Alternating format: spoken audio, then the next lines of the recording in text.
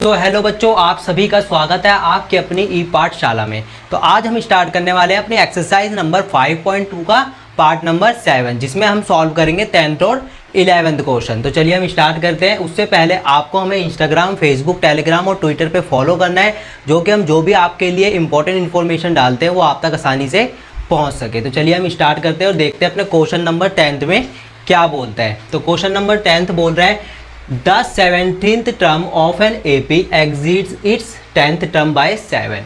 यानी कि जो 17th टर्म है किसी AP की वो क्या है 10th टर्म से क्या है 7 ज़्यादा है, यानी 7 मोर देन है। तो हमको क्या करना है, कॉमन डिफरेंस फाइंड करना है। तो एक बार हम देख लेते हैं और समझ लेते हैं। एक 17th टर्म है और एक क्या है 10th टर्म है। जो 17 टर्म है वो 10th टर्म से क्या है 7 मोर देन है। हमको बता नहीं रखा कि इन दोनों की मतलब एग्जैक्टली वैल्यू क्या है, लेकिन इन्होंने बता दिया कि जो 17 टर्म है वो 10th टर्म से 7 मोर देन है। मान लो ये अगर 10 है तो ये 17 है ना। अगर ये 20 है तो ये क्या है 27, यानी 7 मोर देन है। तो हम क्या कर सकते हैं, अब हमको क्या करना है 17 टर्म और 10th टर्म को हम इक्वल ले आते हैं। इक्वल करने के लिए क्या करेंगे, जब ये 17 10 से क्या है 7 ज़्यादा है, अगर हम 10 को भी 7 दे दें, 7 और उसमें ऐड कर दें तो ये दोनों इक्वल हो जाएंगे, है ना। जब इसके पास 7 ज़्यादा है किससे 10th से, तो हम 10th में क्या करेंगे, अगर हम 10th को भी 7 और दे दें तो क्या होगा, ये दोनों इक्वल हो जाएंगे। तो हम क्या करते हैं, इसको क्या करते हैं 7 इसमें ऐड कर देते हैं। तो ये दोनों अब क्या हो चुके हैं, ये दोनों इक्वल हो चुके हैं, है ना। तो अब क्या करते हैं, अब हमको क्या करना है, इसमें कॉमन डिफरेंस फाइंड करना है। तो कॉमन डिफरेंस कैसे फाइंड कर सकते हैं हम देख लेते हैं। A17 को क्या लिख सकते हैं हम, जनरल वैल्यू क्या होती है A की, A प्लस में 16D। 17 को यही तो लिखते हैं हम, A17 को यही तो लिख सकते हैं A प्लस में 16D इक्वल टू में। 10th को क्या लिख सकते हैं, 10th को कैसे लिखते हैं जनरल फॉर्म में, A प्लस में 9D, A प्लस में 9D प्लस में और ये वाला 7। A प्लस में 16D यहाँ से आ गया, A प्लस में 9D वहाँ से आ गया। अब क्या करेंगे, इसको क्या करेंगे A प्लस 9D को इसको इक्वल टू के लेफ्ट साइड में ले आएंगे। तो क्या होगा A प्लस 16D, ये A यहाँ पे पॉजिटिव का है, यहाँ पे आके क्या हो जाएगा इक्वल टू के लेफ्ट साइड में आके नेगेटिव का हो जाएगा। और 9D वहाँ पॉजिटिव का है, इक्वल टू के यहाँ आके क्या हो जाएगा नेगेटिव का हो जाएगा 9D। और 7 क्या है पॉजिटिव का है, इक्वल टू के यहाँ आएगा तो ये भी नेगेटिव हो जाएगा, है ना। तो जो चीज़ कटती है उसको काट देते हैं, A पॉजिटिव का है A नेगेटिव का है, इसको कर देते हैं कैंसिल। 16D और 9D, यानी 16D पॉजिटिव का है और 9D यहाँ पे नेगेटिव का है। तो 16 में से 9 जाएंगे तो कितने बचेंगे 7D बचेंगे। और क्या बचेगा -7 इक्वल टू में 0। आप क्या कर सकते हैं, इस 7 को क्या करेंगे इक्वल टू के राइट साइड में ले जाएंगे तो ये नेगेटिव से पॉजिटिव का हो जाएगा। अब ये D की वैल्यू निकालनी है हमको, ये 7 क्या है इसके साथ मल्टीप्लाई है, इक्वल टू को वहाँ जाके क्या हो जाएगा, इक्वल टू के वहाँ पर जाके ये डिवाइड में आ जाएगा। तो D की वैल्यू क्या आएगी, कॉमन डिफरेंस फाइंड करना था, कॉमन डिफरेंस आ गया 1 का। कॉमन डिफरेंस ही तो फाइंड करना था, तो कॉमन डिफरेंस हमने 1 फाइंड कर दिया। एक बार और देख लेते हैं इस क्वेश्चन में क्या बोला था। इस क्वेश्चन में बोला था कि एक 17 वैल्यू है और एक है कोई AP है, उसकी वैल्यू क्या है, एक 17 है और एक है 10। जो 17 है वो क्या है 10 से 7 ज़्यादा है ना। जो 17 है वो बढ़ गई है, कितनी बढ़ गई है 7 बढ़ गई है ना। 10 से 10वीं टर्म से जो 17 टर्म थी वो क्या हो गई 7 बढ़ गई। तो हमको दोनों को इक्वल कैसे कर सकते हैं हम, अगर हम 10 को भी 7 और दे दें तो हमने उसको 7 यहाँ पे ऐड कर दिया तो ये दोनों क्या हो गई इक्वल हो गई। उससे क्या कर लिया, फिर हमने कॉमन डिफरेंस फाइंड कर लिया। तो ये क्वेश्चन क्लियर होता है। अब चलते हैं हम अगले क्वेश्चन पे। तो ये क्वेश्चन नंबर 10 था। अब हम देख लेते हैं 11th क्वेश्चन। 11th क्वेश्चन में क्या बोल रहा है देख लेते हैं, पहले हम कर देते हैं इसको इरेज। अब 11th क्वेश्चन में क्या बोल रहा है, which term of the AP, ये कोई AP दे रखी है हमको 3, 15, 27, 39 will be 132 more than it's 54th term. कौन से नंबर की AP, इस AP में कौन से नंबर की टर्म्स होगी जो 54th टर्म से 132 मोर देन होगी। क्या बोला है इस क्वेश्चन में, एक कोई एपी है, हमको क्या करना है, हमको ये बताना है कि कौन से नंबर की टर्म्स होगी जो 54th नंबर पे जोन से भी टर्म्स आएगी उससे 132 मोर देन है। यानी कि हमको पहले क्या करना पड़ेगा, हमको 54th टर्म फाइंड करनी पड़ेगी। हमको पहले ये तो पता करना पड़ेगा कि 54th टर्म है कितनी, फिर उसमें हम क्या करेंगे 132 ऐड कर देंगे, फिर जो भी हमारे पास एक वैल्यू आ जाएगी हम उससे चेक कर लेंगे कि वो कौन से नंबर की एपी में कौन से नंबर की टर्म्स है ना। तो हम सबसे पहले 54th टर्म फाइंड कर लेते हैं यहाँ पे। तो सॉल्यूशन करते हैं इसका। तो सबसे पहले हमको क्या दे रखी है, एक एपी दे रखी है। तो एपी क्या है हमारे पास 3, 15, 27, 39 और ये ऐसे ही 100 चलती जा रही है। तो फर्स्ट टर्म हमारे पास गिवन है, फर्स्ट टर्म क्या है हमारे पास 3, और कॉमन डिफरेंस भी निकाल सकते हैं हम कैसे, second term minus first term से। तो सेकंड टर्म हमारे पास 15 है माइनस फर्स्ट टर्म क्या है हमारे पास 3, तो कितना आ गया 12 आ गया। कॉमन डिफरेंस कितने का आ गया 12 का आ चुका है ना। तो हमारे पास फर्स्ट टर्म भी है और कॉमन डिफरेंस भी है, तो हम 54th टर्म आसानी से फाइंड कर लेते हैं। तो 54th टर्म फाइंड करने के लिए हम क्या करेंगे, ए 54, इसको दो तरीके से फाइंड कर सकते हैं, एक तो जनरल फॉर्म से और एक nth टर्म से। तो जनरल फॉर्म से एक बारी हम फाइंड करते हैं, ए प्लस में 53d, ए क्या है हमारे पास 3 है, प्लस में 53 इंटू में डी क्या है हमारे पास 12 है। तो 3 प्लस में अब इसको 53 को 12 से मल्टीप्लाई कर लेते हैं, 53 12 तो कितना आ जाएगा ये 12 1 12 24 बातें 36 का 6 कैरी लगा 3 12 पंजे 60 61 62 63। तो ये क्या आ गया 636 में 3 जोड़ेंगे तो 639।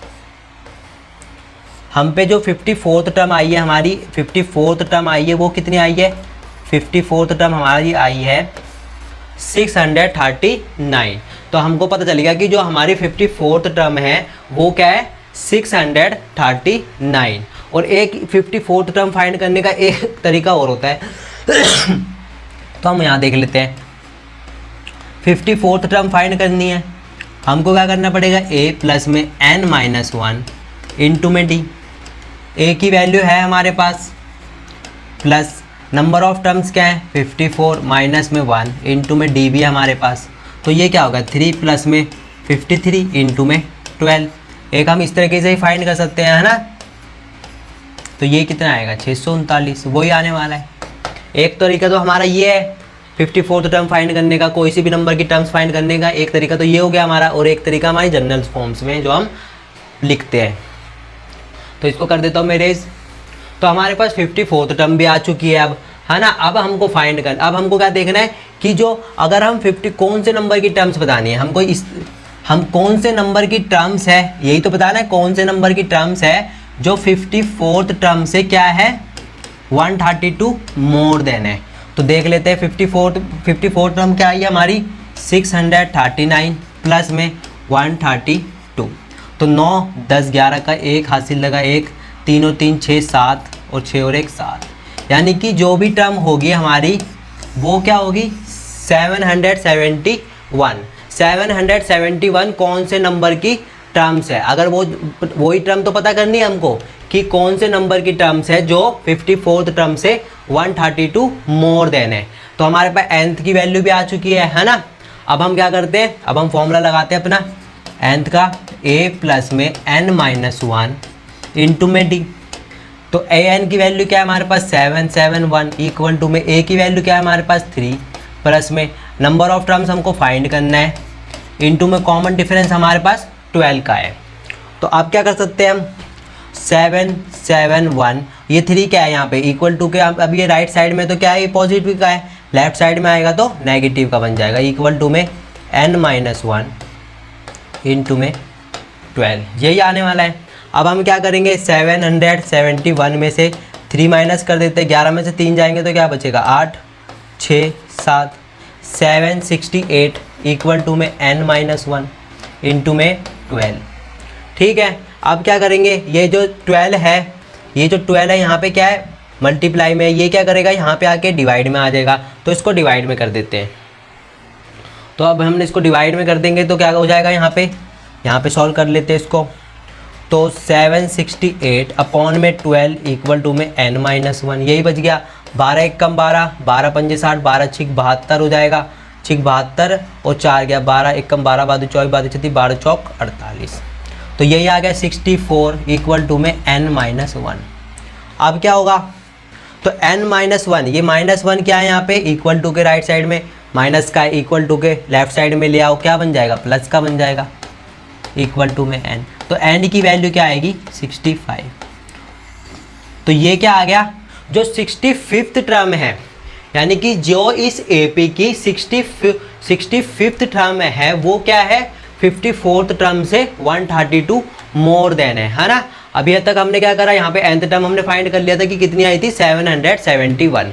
हमको क्या बताना था इस क्वेश्चन में, हमको ये बताना था कि कौन से नंबर की टर्म्स है जो 54th टर्म से 132 मोर देन है। तो हमको 54th टर्म भी नहीं बता दी, तो हमने क्या करा, 54th टर्म पहले फाइंड कर ली। यहाँ पे 54th टर्म हमने फाइंड कर ली, वो कितनी आ गई, 639।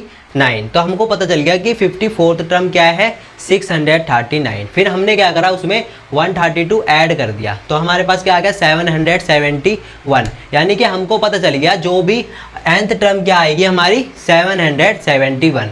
फिर हमको बताना था कौन से नंबर की टर्म्स है जो 771 है। तो हमने बता दिया कि जो 65th टर्म है इस AP की वो क्या है, 771। और चेक भी कर लेते हैं हम एक बार कि 65th टर्म सच में 771 है या नहीं। तो इसको चेक करने का तरीका भी बता देते हैं एक बारी। तो A65 ये टर्म क्या है, 771। तो हम इसकी जनरल फॉर्म्स क्या लिख सकते हैं, A प्लस में 64D। 65th टर्म निकालने के लिए A प्लस में 64D। तो A क्या है हमारे पास, 3 है, प्लस में 64, कॉमन डिफरेंस क्या है हमारे पास, 12 का। तो हम इसको ऐड कर देते हैं, 12 एक कम 12, 12 दूनी 24, 12 36, 12 चौक 48 का 8, हासिल लगा 4, 12 पंजे 60, 12 छिक 72 और 4 76, यही आ गया है ना। अब इसमें हम 3 प्लस कर देंगे तो कितना है, 68, 69, 70, 71, तो 771। तो जो 65th टर्म है वो क्या है, 771। ये तो हमने इसको चेक भी कर लिया। तो कुछ भी नहीं था इस क्वेश्चन में, बहुत इजी क्वेश्चन था, बस हमको क्या करना था, इस क्वेश्चन की लैंग्वेज को समझना था। तो ये क्वेश्चन होता है कंप्लीट, कोई दिक्कत नहीं है इस क्वेश्चन में, कर देते हैं हम इसको इरेज। तो जो पार्ट नंबर 7 था इसमें हमने आज देखे 10th और 11th क्वेश्चन, और अब हम करेंगे पार्ट नंबर 8 अगले पार्ट में। तो जब तक के लिए जय हिंद, जय भारत। अगर ये पार्ट अच्छा लगा हो तो अपने दोस्तों के साथ हमारे चैनल को लाइक, शेयर और सब्सक्राइब जरूर करें। अब हम मिलते हैं अगले पार्ट में कुछ नए क्वेश्चंस के साथ और कुछ अलग कॉन्सेप्ट के साथ। तो जब तक के लिए जय हिंद, जय भारत।